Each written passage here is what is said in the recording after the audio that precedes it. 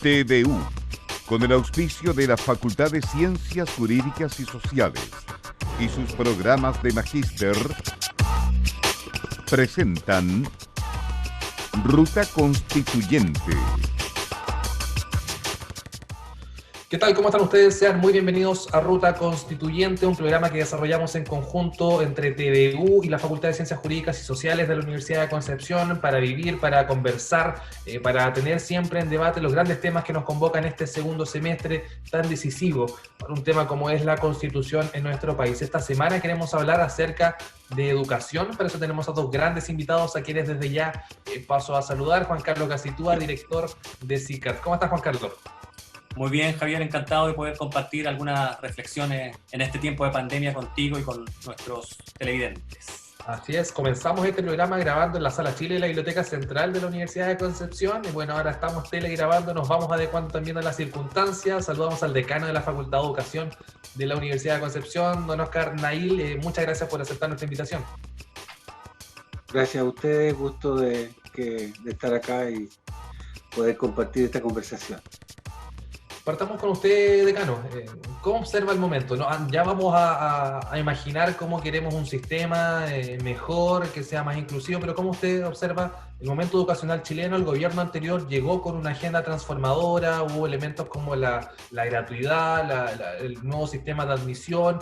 Ahora nos encontramos también con una situación de pandemia que obliga a virtualizar una serie de procesos y pensemos en la educación básica y media, ¿no? Usted como también una persona que está al frente de la formación de futuros profesores. ¿Cómo observa el sistema educacional chileno y cuáles quizás son los grandes nudos críticos que hoy mantiene? Bueno, esta situación actual es una situación excepcional para todos. La educación no está exenta de ello. Yo creo que el gran desafío, disculpen, pero tengo a mi perro acá que nunca se viene, pero ahora se ha venido a arrimar acá. De eso se trata el Zoom. Voy a decir. Bueno, la idea, yo creo que, bueno, uno de los desafíos ha sido justamente la virtualización. O sea, pasar de un aula convencional a un aula virtual ha sido un desafío transversal a nivel universitario y a nivel escolar. Y ese es un proceso no automático porque, claro, hemos tenido dificultades tanto a nivel de alumnos como a nivel de docentes para poder hacer ese proceso. Y pese a todo se ha ido avanzando. Yo creo que es algo que va a quedar instalado, mirado desde un punto de vista positivo, puede ser un desafío positivo que implica que la educación futura va a implicar necesariamente un aula virtual, un e-learning, un be-learning, una coparticipación entre lo presencial y lo virtual. Yo creo que eso es una mirada, bueno, es un desafío dentro de lo bueno. Ahora, eso no está exento de problemas, principalmente a nivel público. Creo que mi crítica o mi deseo habría sido que estuviera ido acompañado de una política pública a nivel de la educación pública con más apoyo a la virtualización de las asignaturas y una capacitación docente gratuita que permitiera a todos los docentes de las escuelas públicas estar a la altura de las circunstancias. Yo creo que ahí estamos un poco al debe porque de alguna manera cada colegio, cada municipio, cada universidad lo ha hecho a partir de sus propias competencias y recursos propios. Y ha faltado una suerte de articulación como una política pública que empuje esta modernización educacional. Ese sería como mi primera mirada respecto a la situación actual. Decano, y si echamos atrás el tiempo y miramos las reformas que se venían sucediendo, yo le mencionaba la gratuidad, el nuevo sistema de admisión, pensemos en la desmunicipalización, un tema que también toca directo a la comunidad de Concepción. ¿Siente que esas reformas iban en la dirección correcta o no? O si también quedan truncas a propósito de lo que es esta gran contingencia. ¿Cómo observa también ese impulso transformador y en qué circunstancias se encuentra actualmente? Bueno, yo creo que esas reformas estaban personalmente creo que estaban en el buen rumbo y en el buen camino, la gratuidad, la accesibilidad, el tema de de estas políticas públicas yo creo que estaban bien. Ahora, esto implica un retroceso un poco en que aumenta las brechas de diferencias de los sistemas, porque claro, aquí se han abierto brechas que se manifiestan con mayor diferencia, dado por ejemplo, la accesibilidad a Internet, o tanto de los alumnos como de los profesores, o de la capacidad tecnológica que tienen los colegios para poder enfrentar estas situaciones.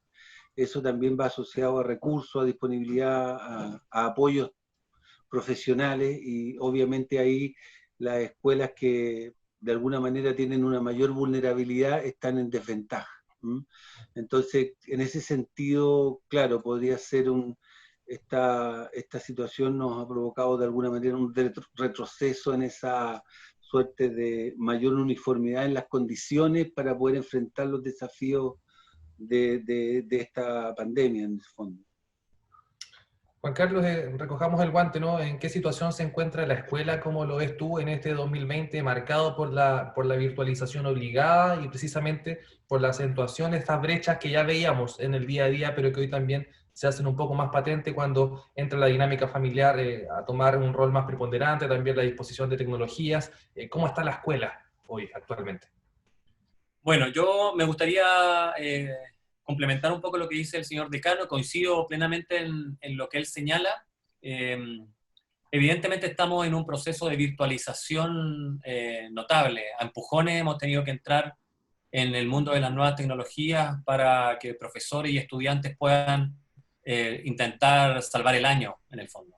Esto no se aleja mucho de un sistema de e-learning normal. Estamos en un contexto de pandemia donde a la fuerza nos hemos visto empujados a medio estudiar y medio teletrabajar. O sea, nada de esto es normal. Esa es la primera cosa que hay que señalar. No obstante, los profesores han sabido, con lo que tienen, los pocos recursos que tienen, han sabido al menos ir avanzando, sacar adelante en la medida de sus posibilidades este trabajo, digamos, salvar los papeles en el fondo. Ahora, por un lado, hay dos fenómenos que a mí me parecen súper interesantes y que pareciera que van en la línea opuesta, pero se terminan juntando. Como cuando tú viajas alrededor del planeta en direcciones opuestas, te tienes que encontrar finalmente. Uno es el camino de la virtualización y el otro es el camino de la humanización. Es decir, qué interesante es cuando los profesores tienen que trabajar para que sus estudiantes les enciendan las cámaras en una conferencia, por ejemplo. O sea, qué discusión más humana de respeto mutuo hay cuando un profesor hace una clase y los estudiantes deciden apagar una cámara o dejarla encendida. Algo que parece tan simple es un acto de humanidad tremendamente importante. El otro día vi un video que además me conmovió mucho, que era una profesora universitaria, una señora ya mayor, o sea que para ella hacer una clase por Zoom es todo un desafío. Todas sus estudiantes a la vez les encendieron las cámaras y no se la habían encendido nunca.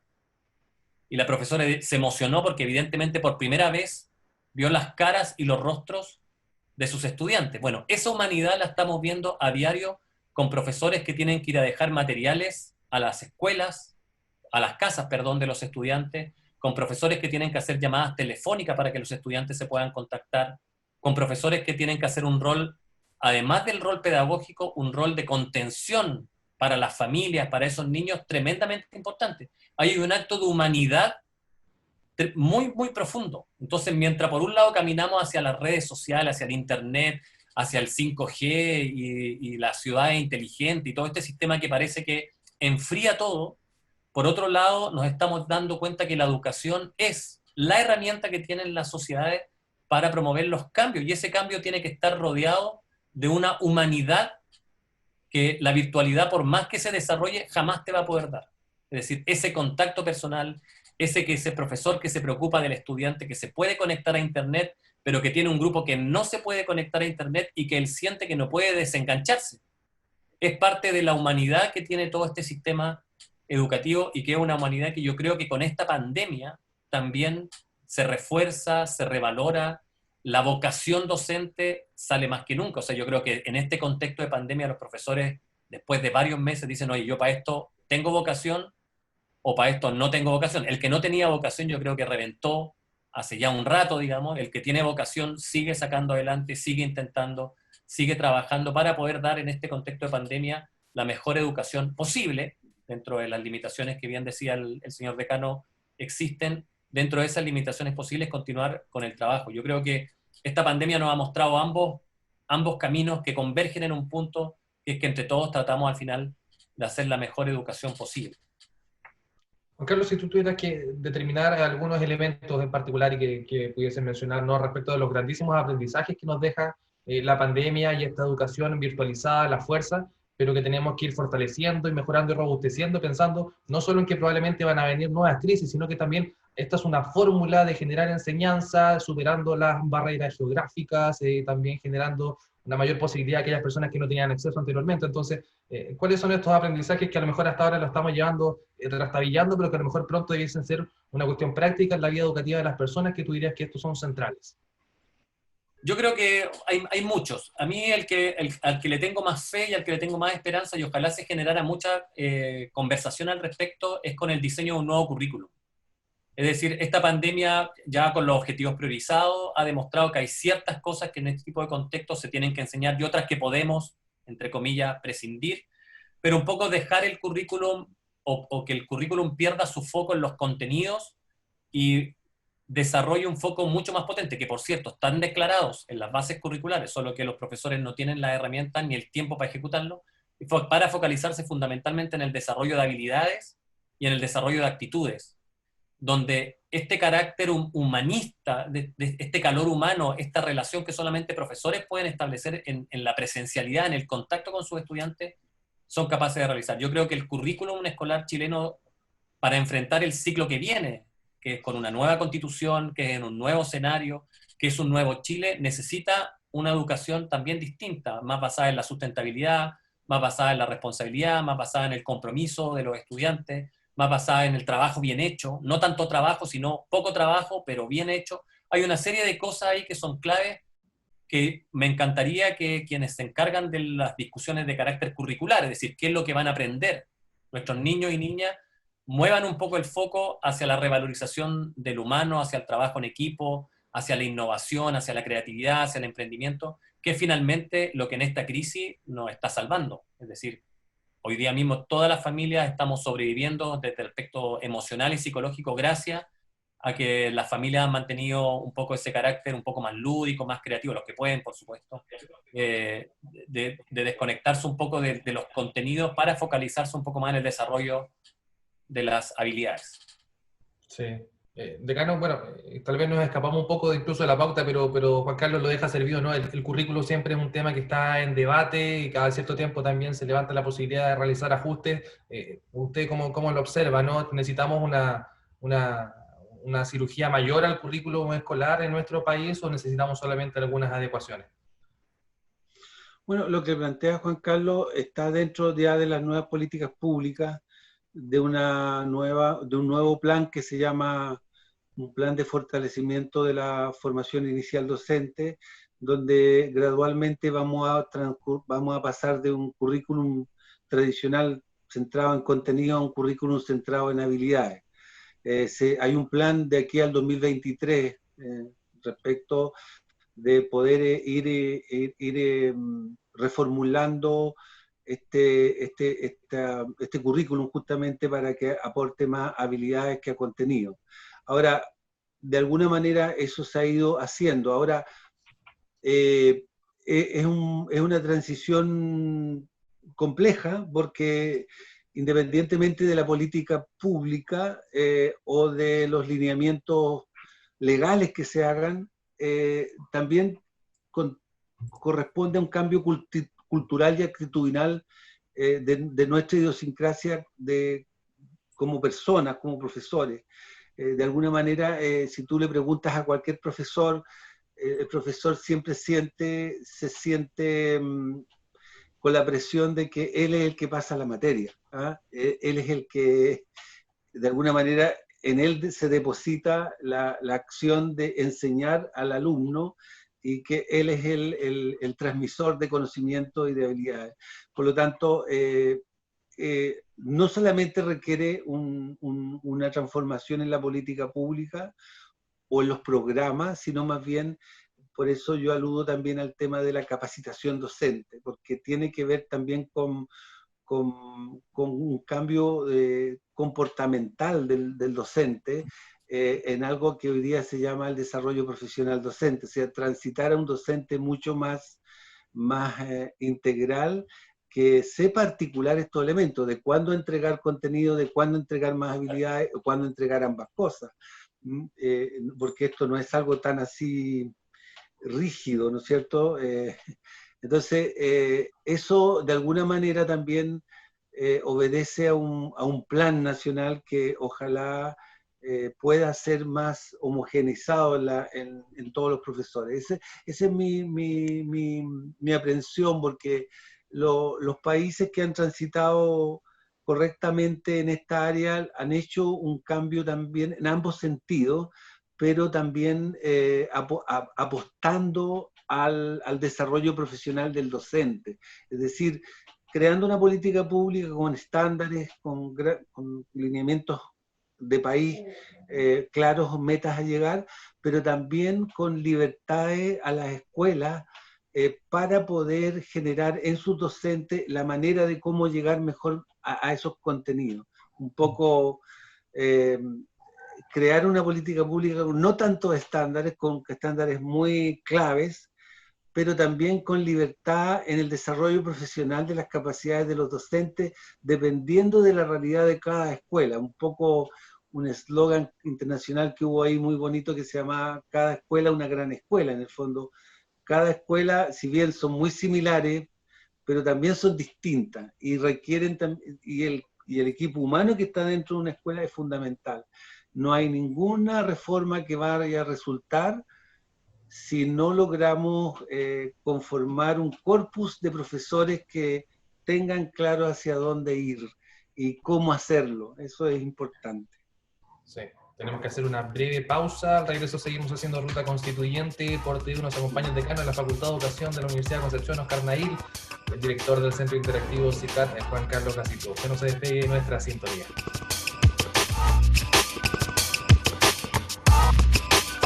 Estamos presentando Ruta Constituyente.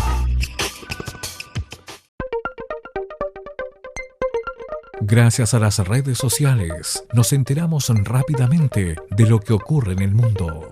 Pero ¿cómo informamos de manera veraz y oportuna de lo que ocurre en la región del Biobío? Desde marzo en TVU adaptamos nuestros horarios para cuidarnos, cuidar a nuestras familias y cuidarte a ti. De lunes a viernes cerca del mediodía, TVU Noticias. Luego, la comunidad del contenido. Y para cerrar la jornada, nuestro bloque de programación en vivo, Puntos de Vista. En TVU no damos tribuna a las noticias falsas y por eso siempre recurrimos a la fuente directa. Síguenos en nuestras redes sociales y visita tvu.cl, donde podrás revisar y compartir de manera responsable todos nuestros contenidos. En pandemia nos adaptamos para seguir informándote. Somos TVU, el canal de televisión de la Universidad de Concepción.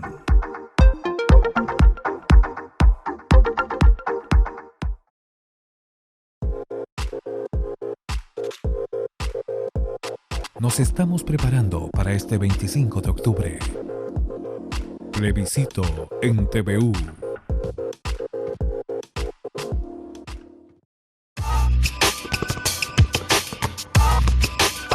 Estamos presentando Ruta Constituyente. Ya estamos de regreso aquí en Ruta Constituyente. Hablamos de educación, Juan Carlos. Bueno, en la Constitución, y no solamente en educación, hay muchos temas que uno lo puede ver, ¿no?, en base a esta dicotomía entre el derecho a elegir y el derecho garantizado a, ¿no? Y la educación también tiene mucho que ver con eso. Ha estado en el debate, sobre todo desde los últimos movimientos sociales. No es suficiente, al parecer, nuestro sistema no es suficiente que se garanticen una serie de opciones cuando las personalidades o las personas efectivamente quizás no pueden escoger, ¿no? Es necesario garantizar un aparato público que sea de la calidad suficiente. No sé cómo observas tú también esta discusión o este quiebre paradigmático que acelera los movimientos sociales y que hoy tenemos una oportunidad también de conversar incluso en una convención constitucional. Sí, yo coincido con lo que decía el decano en el bloque anterior. Yo creo que las transformaciones en el sistema educativo han sido transformaciones estructurales que han buscado que la gente tenga acceso a este sistema educativo. Es decir, yo no, me cuesta mucho imaginar una pandemia, o esta pandemia hace 5 años atrás, hace 10 años atrás, habría mostrado un escenario dantesco. Es decir, en educación había muchas cosas que solucionar, muchas transformaciones profundas que realizar, y afortunadamente el camino de esas transformaciones profundas se fue dando paulatinamente. Hoy día tenemos una foto del sistema, una foto no muy bonita, es decir, deja mucha gente fuera, nos muestra claramente dónde están nuestras dificultades, dónde están nuestras deficiencias, pero yo creo que es una foto abordable, es decir, es una foto que nos permite en un futuro relativamente corto, o en un plazo más o menos corto, ir dando solución a esas grandes brechas y a esas grandes dificultades. Pero yo creo que Chile afortunadamente ha ido tomando y dando pasos que aseguran que el acceso a la educación se vaya dando en condiciones más igualitarias. Y eso es un tremendo paso. Nos queda muchísimo por construir, sin ninguna duda. Pero ahí hay un avance que se dio hace puede ser 10 años atrás, probablemente ya una década, que fueron cambios estructurales que han permitido que la fotografía en este contexto de crisis sea una fotografía feucha, pero no tan desastrosa como podría haber sido.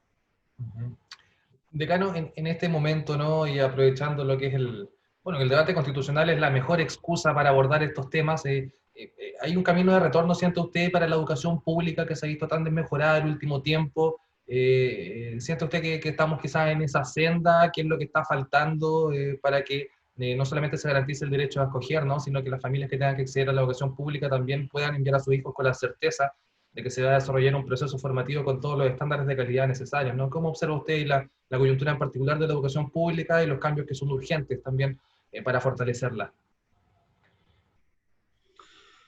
Bueno, yo pienso que la educación pública es un desafío de país que ningún país debe abandonar. Ningún país debe abandonar. Es la misión de un Estado por democracia, por sentido humano. Y en ese sentido, todo lo que hagamos por fortalecer el sistema público, yo creo que es correcto. Ahora, creo que lo que ha pasado es que en algún momento se equivocó el discurso y se dejó el sistema educacional a una política de libre mercado en el cual el mensaje fue de que el que lo hace mejor es el que de alguna manera el sistema, el que pagaba más. Por ejemplo, la educación pagada se vio como una educación mejor que una educación gratuita. Y esa fue una mala señal desde un punto de vista público, porque nosotros hoy día sabemos ya hace tiempo que no todo lo que es pagado es mejor. ¿Ah? Tenemos múltiples ejemplos de escuelas públicas que lo hacen mucho mejor que muchas escuelas privadas. ¿Ah?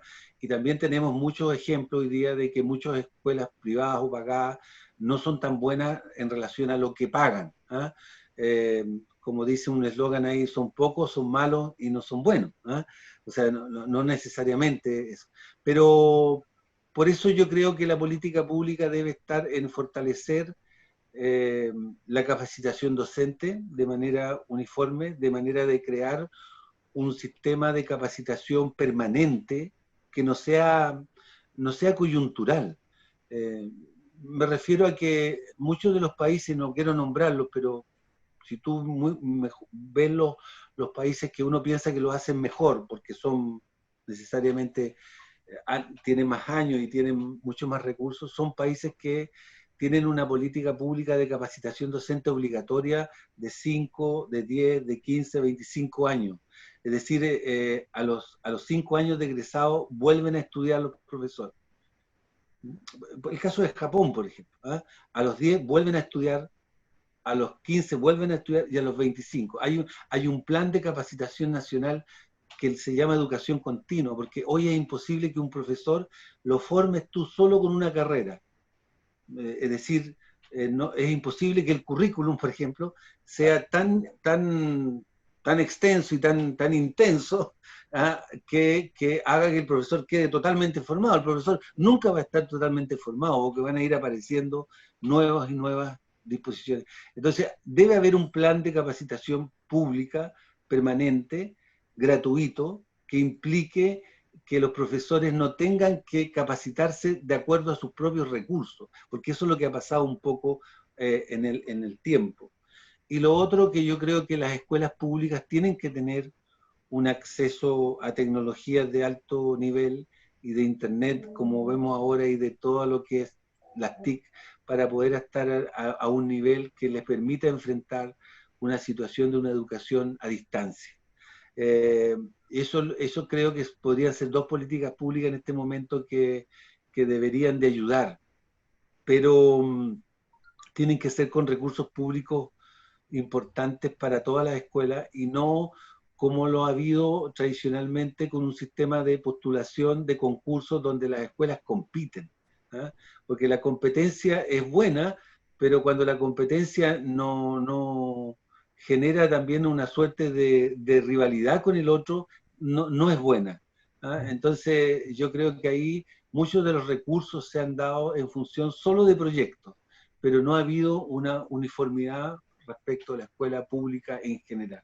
Eso es como yo creo que es un desafío de cualquier gobierno que debiera enfrentarlo, independiente que sea un gobierno de derecha, un gobierno de izquierda o un gobierno de centro, ¿no es cierto? Pero creo que por ahí todos los países que han entendido que la educación es importante lo han hecho en forma regular y sistemática, independiente del régimen que gobierna ese país. Sí, a mí me gustaría Sí. complementar un poco lo que dice Oscar respecto de que los países que lo han hecho bien en educación también han entendido que la educación no depende solo del sistema educativo. Claro. Es decir, podremos tener el mejor sistema educativo del mundo, pero si los niños van a llegar a su casa a ver tele, sus papás van a llegar a la hora del cohete de sus actividades laborales, no hay un museo, no hay una biblioteca, no hay actividades extraescolares, todo lo que pudiste avanzar durante la jornada de la mañana lo vas a perder durante la jornada de la tarde.